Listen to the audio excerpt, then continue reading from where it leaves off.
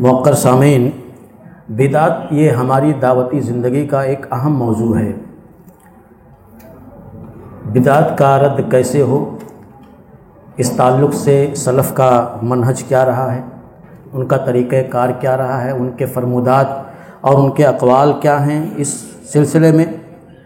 اس موضوع کی وضاحت آج کے اس موقر اجتماع میں ہونے جا رہی ہے۔ میں فضیلۃ الشیخ عبدالحکیم مدنی حفظہ اللہ سے التماس کرتا ہوں کہ آپ تشریف لائیں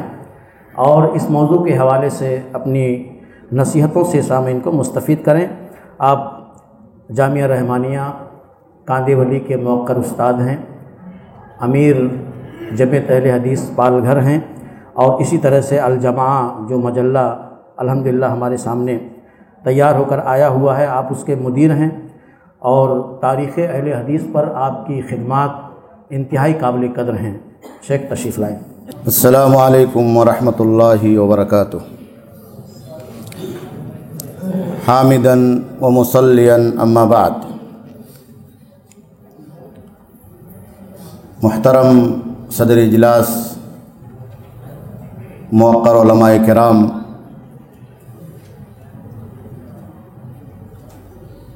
اللہ رب العالمین کے شکر اور احسان کے بعد اور پیارے نبی صلی اللہ علیہ وسلم پر درود و سلام کے بعد آج کی گفتگو کا جو عنوان ہے، رد بدعت اقوال سلف کی روشنی میں۔ نظام شریعت کے مقابلے میں جو قانون اور جو نظام کھڑا کیا جائے وہ بدعت۔ اللہ کے نبی صلی اللہ علیہ وسلم کی سنت کے مقابلے میں کسی دوسرے طریقے کو برپا کیا جائے، کھڑا کیا جائے تو وہ بدعت۔ اسی لیے بدعت دراصل اللہ رب العالمین کے حق تشریع کو چیلنج کرنا۔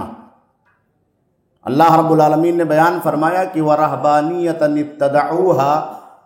مَا كَتَبْنَاهَا عَلَيْهِمْ مَا كَتَبْنَاهَا عَلَيْهِمْ۔ یہ اللہ کا حق تشریع ہے کہ اللہ کسی امر کو مقرر فرماتا ہے، فرض کرتا ہے، اور جو آدمی اسے چھوڑ کر اپنی طبیعت سے نیا طریقہ، نیا دین اور نئی چیز کو برپا کرتا ہے تو وہ اللہ رب العالمین کے اس حق تشریع کو گویا کی چیلنج کرتا ہے۔ اور دوسری بات کہ بدعت کی ایجاد، یہ پیارے نبی جناب محمد رسول اللہ صلی اللہ علیہ وسلم کے حق تشریع کو چیلنج کرنا۔ اللہ کے نبی صلی اللہ علیہ وسلم شریعت کے شارع، آپ اس کی تشریح کرتے ہیں، آپ کی سنت قرآن کی تشریح ہے۔ اللہ رب العالمین نے آپ کو یہ حق دیا ہے کہ آپ بتائیں کہ فلاں چیز کا طریقہ کیا ہے، نمازوں کی ادائیگی کا طریقہ کیا ہے، اس کے اوقات کیا ہیں، اس کا ٹائم ٹیبل کیا ہے، اور دیگر تمام عبادتوں کے بارے میں ایسے ہی معاملہ اللہ کے نبی صلی اللہ علیہ وسلم کے ساتھ خاص ہے۔ اب اگر کوئی آدمی دوسرا وقت مقرر کرتا ہے کسی عبادت کے لیے، دوسری کیفیت بیان کرتا ہے کسی عبادت کے لیے،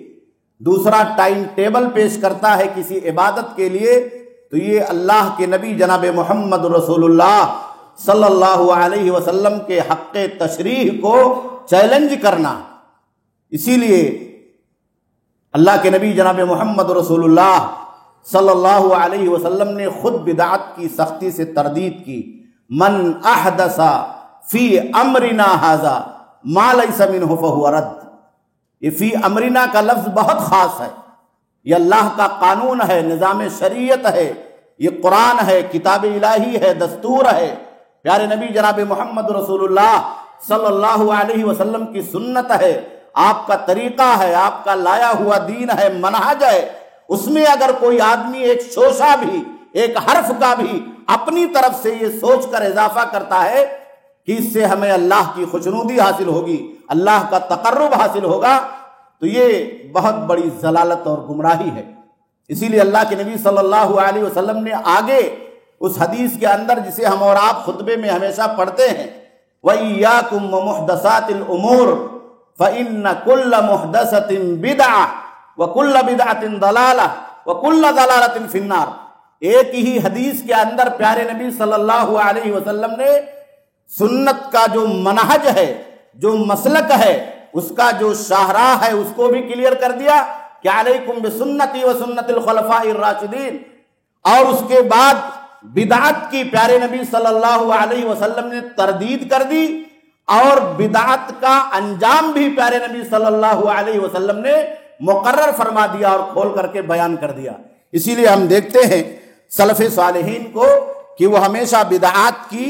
تردید کیا کرتے تھے، چاہے صحابہ ہوں چاہے تابعین ہوں۔ خاص طور پر حضرت عمر ابن خطاب رضی اللہ تعالیٰ عنہ کا ایک قول ہے، انہوں نے بیان فرمایا کہ ان لکل صاحب ذنب توبہ غیر صحاب الاہواء والبدع، کہ بدعتی آدمی کی توبہ نہیں ہوتی، وہ توبہ نہیں کر سکتا، اس لیے کہ وہ اس چیز کو شریعت سمجھ کر کے انجام دیتا ہے۔ اس لیے ایسے لوگوں کی سختی کے ساتھ سلف صالحین نے مذمت کی ہے، اور خاص طور پر وہ لوگ جو یہ سمجھتے ہیں کہ دین کے اندر بدعت حسنہ یا بدعت سیئہ ہے، جو آج ایک بہت بڑا ٹریک بنا کر کے لوگوں کے درمیان شبہہ کی شکل میں پیش کیا جاتا ہے، تو حضرت عبداللہ ابن عمر رضی اللہ تعالیٰ عنہ کا یہ قول جسے امام لالکائی رحمہ اللہ نے ذکر فرمایا ہے، انہوں نے واضح کر دیا کہ کل بدعت ضلالہ وَإِن رَآهَا النَّاسُ حَسَنًا، ہر بدعت، یہ لفظ کل جامع ہے، ہر وہ بدعت جو سنت کے مقابلے میں کھڑا کیا گیا ہو، بنایا گیا ہو، ایجاد کی گئی ہو، وہ گمراہی ہے، اگرچہ لوگ اس کو اچھا ہی کیوں نہ سمجھیں۔ اسی لیے خاص طور پر حضرت عبداللہ ابن عمر رضی اللہ تعالیٰ عنہ ایسے تمام لوگوں کا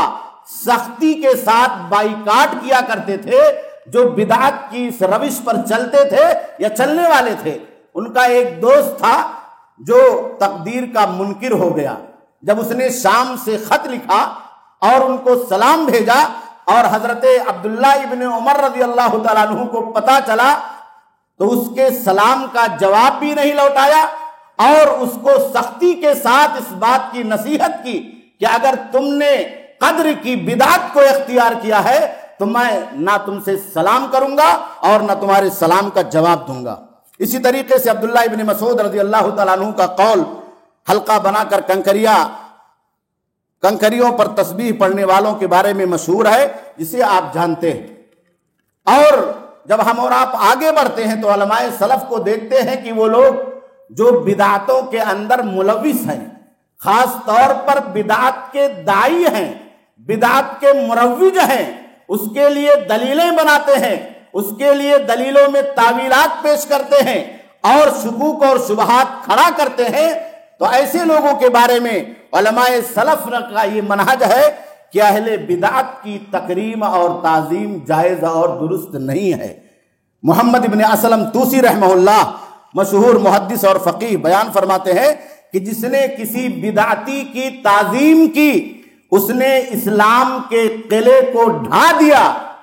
اس نے اسلام کے قلعے کو ڈھا دیا۔ یہ سنت کا مضبوط قلعہ ہے، جو اس میں چور دروازہ کھولنا چاہتا ہے اپنے ہوا پرستی کے ذریعے سے، بدعت کے ذریعے سے، اگر ہم نے اسے روکا نہیں اور اسے عزت بخشی، اس کا احترام کیا، تو گویا کہ ہم نے اسلام کے قلعے کو ڈھانے میں اس آدمی کی مدد کی۔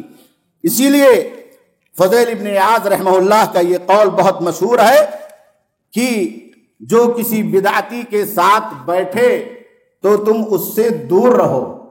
اور جو کسی بدعتی کے پاس بیٹھے گا تو وہ حکمت سے محروم کر دیا جائے گا۔ اور میرے نزدیک یہ بات زیادہ پسندیدہ ہے کہ میری اور بدعتی کے مابین لوہے کا مضبوط قلعہ ہونا چاہیے، تاکہ آپ اس کی بدعت سے محفوظ رہ سکیں۔ ایسے لوگ تقرب اللہ کا لبادہ پہن کر کے، ایسے لوگ زیادہ عبادتوں کا لبادہ پہن کر کے، ایسے لوگ اخلاص کا پیکر بن کر کے وہ بدعت کو ملمہ سازی کے ذریعے سے ہمارے اور آپ کے سامنے سنت بنا کر کے، نبی کا طریقہ بنا کر کے جنت کی راہ بنا کر کے پیش کرنا چاہتے ہیں، اس لیے بیچ میں بہت مضبوط دیوار ہونی چاہیے جو دیوار ہماری اور آپ کی حفاظت کر سکے۔ حضرت ابو قلابہ رحمہ اللہ بیان فرماتے ہیں کہ اہل بدعت کی مجالست یہ گمراہی کا چور دروازہ ہے۔ اہل بدعت کی صحبت اختیار نہ کرو اور نہ ہی ان سے بحث و مباحثہ کرو، اس لیے کہ خطرہ ہے وہ کہیں تمہیں اپنی گمراہی میں مبتلا نہ کر دیں یا شکوک و شبہات میں نہ ڈال دیں۔ بہت سارے اقوال علماء سلف کے تاریخ کی کتابوں کے اندر، بالخصوص حدیث کی کتابوں کے اندر اور آثار کی کتابوں کے اندر منقول ہیں۔ ایک آخری قول میں امام عز بن عبد السلام رحمہ اللہ کا ذکر کر کے اپنی بات کو ختم کرنا چاہتا ہوں۔ یہ بدعتیں جو سماج اور معاشرے کے اندر پھیل رہی ہیں یا پھیلائی جا رہی ہیں، ان کی تردید کرنا بہت ضروری ہے، اور یہ بہت بڑا کار ثواب ہے، کار جہاد ہے۔ امام عز بن عبد السلام رحمہ اللہ بیان فرماتے ہیں کہ خوشخبری ہو اس آدمی کے لیے جو مسلمانوں کے کسی معاملے کا ذمہ دار بنایا جائے، چنانچہ وہ بدعتوں کو ختم کرنے اور سنتوں کو فروغ دینے کی کوشش اور جد و جہد کرے۔ گویا کہ بدعات کا قلاقمہ کرنا، بدعتیوں سے نبردآزما ہونا اور ان کی بدعتوں کا توڑ پیش کرنا، اس کا جواب دینا تاکہ لوگوں کو سنت کی شاہراہ معلوم ہو سکے، یہ بہت بڑا ثواب کا کام ہے۔ اس لیے ہمارے ائمہ، علماء اور ہم تمام لوگوں کو چاہیے کہ ہم ان تمام چور دروازوں سے ہوشیار رہیں جو سنت کے خلاف یا شریعت کے خلاف یا اللہ کے قانون کے خلاف سماج میں اس لیے کھڑے کیے جاتے ہیں تاکہ آپ تقرب اللہ سمجھ کر کے، زیادہ ثواب سمجھ کر کے اسے انجام دے، حالانکہ